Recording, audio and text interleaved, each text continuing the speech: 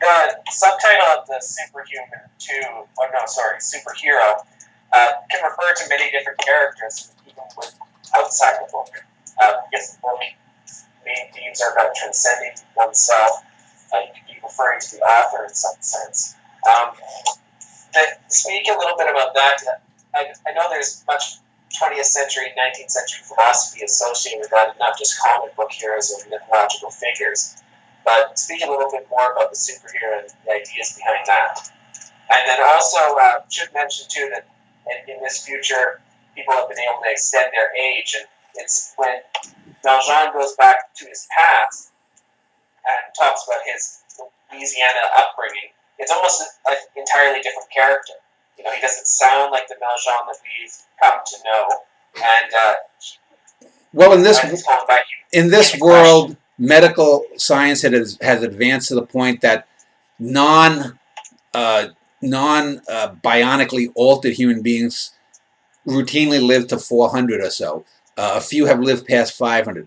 The bionically enhanced people, and this goes back to a Twilight Zone episode. There's a famous Twilight Zone episode where all people want to fit in, and at the age of 18, all the people become beautiful. They have plastic surgery.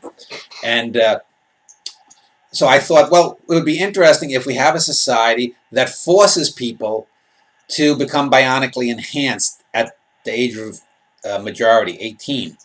So everyone has the opportunity in this society to become bionically enhanced. They can be super strong. They can, I guess, get brain enhancements. They can get resistance to disease, whatever it might be, and certainly probably be made to look better.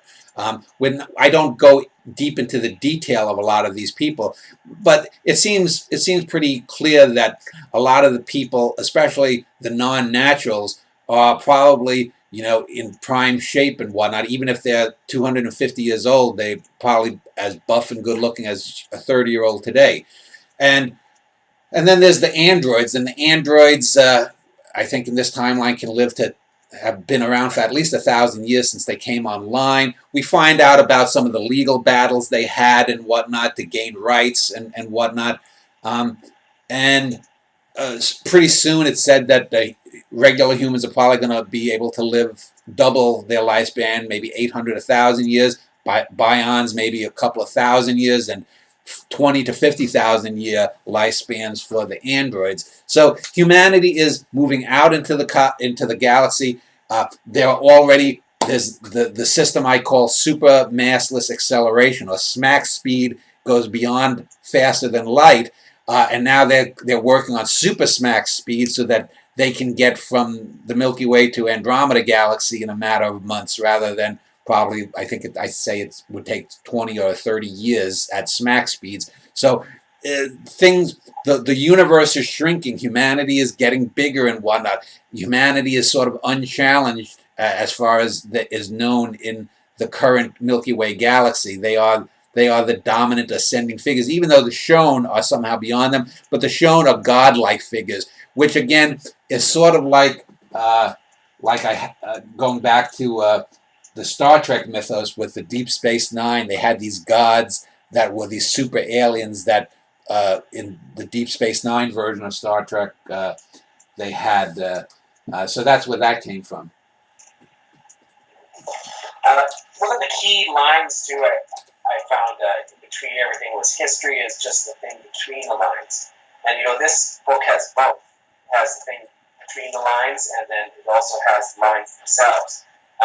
Where you get the big events that will probably be recalled in historic books like Elias Walker facing the progenitor, but you also get the small human moments in between that.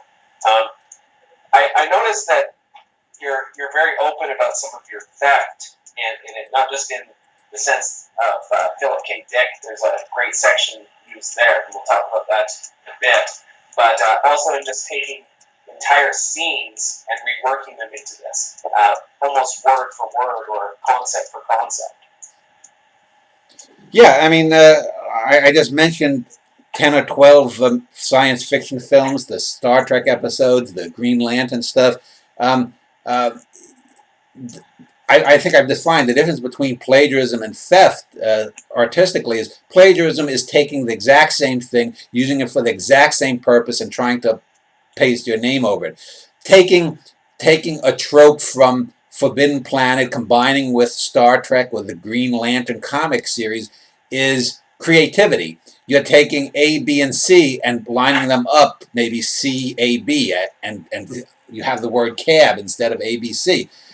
So it's taking kinds of elements and whatnot, but also moving beyond it. Like I said, this book is significantly deeper than the Star Trek episode or Forbidden Planet or what the Green Lantern comic strips ever were. So, it's what it is. And like I said, I started from this Italian play, and I'm still trying to look up the goddamn name of. Maybe you can find it quicker. The name of the old guy that is killed by Meljean's friends, but.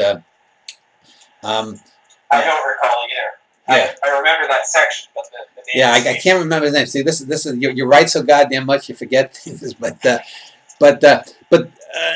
yeah. So I mean, why would any reasonably sci-fi knowledge worthy person would see some of these obvious parallels. So why would you even try to hide it? You want to take the thing and say, okay, here's what they did. Now I'm taking this and I'm going to go a few steps higher. That's just good art, much less great. And outside of some of the lower art things that you take in, you also use high art from 20th century poetry, or I think you took almost the entirety, if not the entirety, of Some of Myself and reworked it from this great voice actor or great actor period of the time. Well, yeah, I have. And him resonate with the Meljean character. Yeah, and so this great, I think I call him Rami Bolder-Lively or something, the Nicastron actor.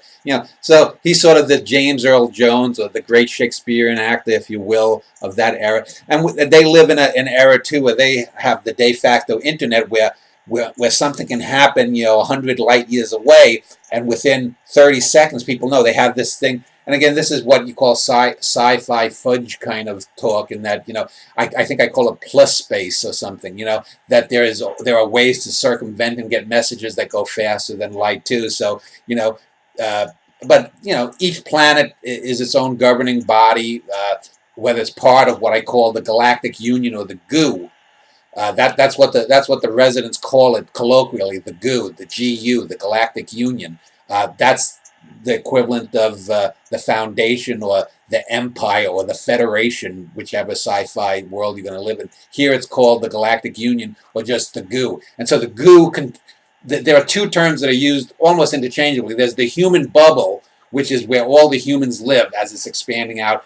But some of these planets are independent states, or they are unaligned states. Some of them are run by the mulists, some are by other ones. Some seem to be worlds controlled by a few organized crime cartels. I figure organized crime is going to flourish there. And this gets into one of the things that I mentioned last time, is that I didn't set about to do it. I just found out, a third or 40, 50% of the way, that this wasn't just a sci-fi book, but this was also a dystopian novel.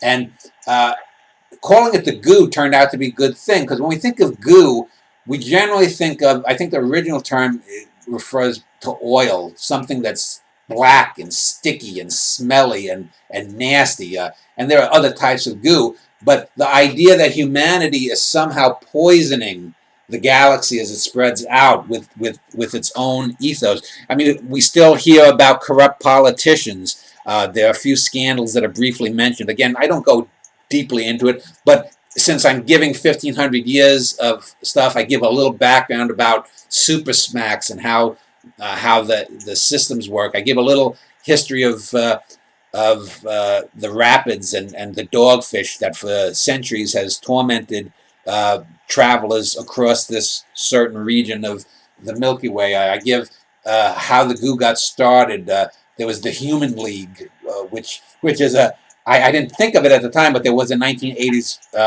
synth pop band called the Human League 2, which someone could probably read something into that.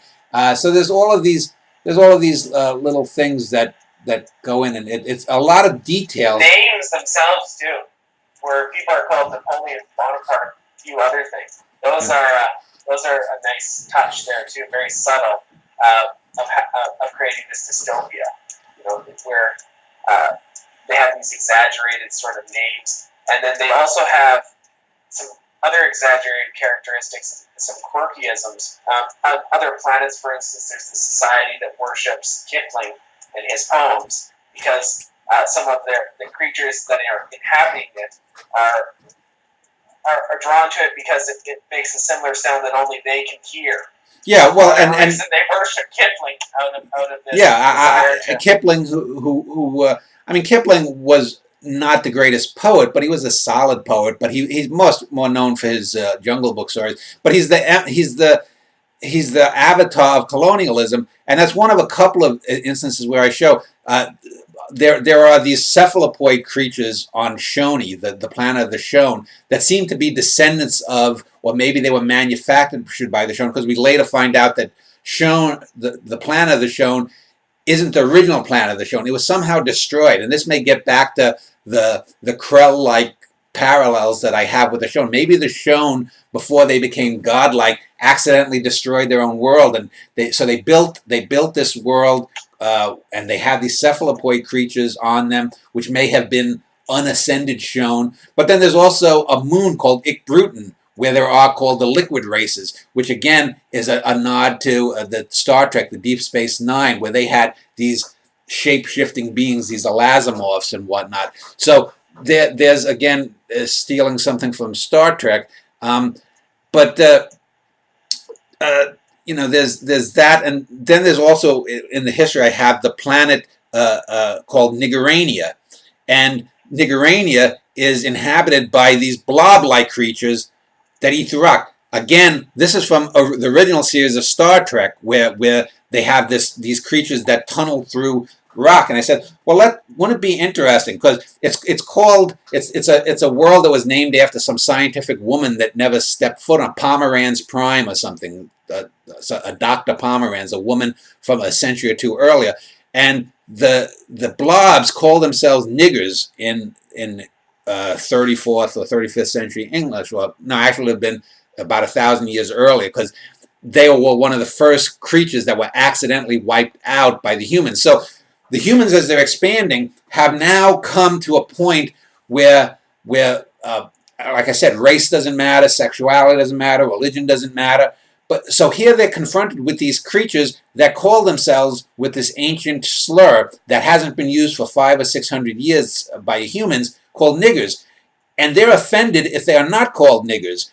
They don't want to be called Niggeranians, because for them, and I give a little pseudo thing that their name derived, that the planet is formed by them. Therefore, to call them Niggeranians would say that they were underneath the planet, whereas they see themselves as over the planet. They end up dying, however, and the GU Council, the de facto UN of this era, basically adopts a thing where they say, well, we'll call them niggers, but the nigger has to be with a capital N to distinguish the niggers of Niggerania from the nigger ancient human slur against black people. And so that and the thing with Kipling is a way to sort of mock some of the silliness of political correctness and where it can go overboard, because I can imagine, a situation like that happening, where a word, the translated word, at least into English or whatever becomes the lingua franca of humanity going forth, might seem offensive to us, but to not use it would be far more offensive to the creatures that are using that term. So, one of the other aspects of the GU too is that as knowledge has increased, wisdom has decreased. And you speak a little bit about that, but that's a contemporaneous lift that you've used. Where, and in your view, I think you mentioned to me and to others that you think that since the days of the radio, people have been decreasing in their efficiency of how they process information. Well, the more information that's available, the less you have to do with it. I mean, as you become a specialist, and this goes back to agriculture and the founding of agriculture. And I was just doing an interview earlier today with a guy about Jared Diamond, and Diamond is someone who at various times has said agriculture was a bad thing for humanity, and then said it was a good thing. But since we stopped becoming, I mean, if you want to survive, you better find someone who's a hunter-gatherer, because they know how to survive and do everything needed to live. If you get some fat ass sitting behind a computer most of the day and take him out of the computer world, he may know 10 times as much information about history and pop culture and science and whatnot and art, but he's not going to know how to survive. So as we have become specialists, our general knowledge has decreased, and our ability to sustain ourselves individually, we become much more dependent upon other people. And we see this process seemingly playing out into the future. One of the reasons I think that's implied in why the Andes, the androids, are granted humanity, are called humans, just artificial humans, is because they outnumber the naturals, and they could easily enslave the natural human beings. And we get the sense that the natural human beings are a minority, but in a sense, and this goes back to the dystopia thing, we find out that they are like 90% of the people that control business and industry and control the goo political machine. So even though they are in effect, it's almost like an apartheid society, except there isn't the outward hostility. But you get the sense underneath that there are things wrong with this goo. Yes, there have been some androids that have been elected into positions of power and whatnot. And so here comes along the Mulists, and we know that the Mulists are following an insane creed, not only internally within this book, but we know if we go throughout the whole Schneider universe that the Mule was a moron. He was an insane, cultic, pseudo-religious, political, fanatic, anarchist kind of guy. And so apparently there are lots of people that 10 million out of 80 trillion isn't a lot statistically, but there are a good number of adherents that seem to follow this Mulist mantra, and that leads into the character of Apache Steve. So